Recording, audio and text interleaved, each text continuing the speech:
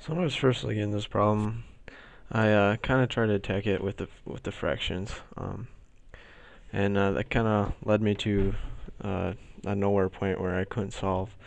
And I think that's where most kids will get frustrated and end up quitting what they were doing because they don't see any improvement in the problem, and they may think that's too hard. So I guess what I had to look at it another way and just determine that getting rid of the fractions would actually be the most beneficial thing for this problem. So once I um, figured out that the least common divisor, or denominator I should say, um, was 4x, and then I could multiply that through, and it would give me um, x squared minus 16 over 4 minus x. That kind of made the whole problem easier.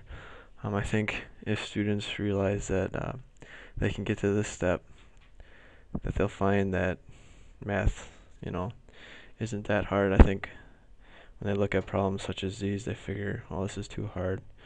I just can't figure it out." But as soon as they find out the little intricacies of problems, I don't think a problem like this would be considered very hard to a student because x squared minus 16 is something that many students are easily able to factor. And I think looking at the 4 minus x, just pulling out an x to cancel makes it real easy when they factor the x squared minus 16. Um, let's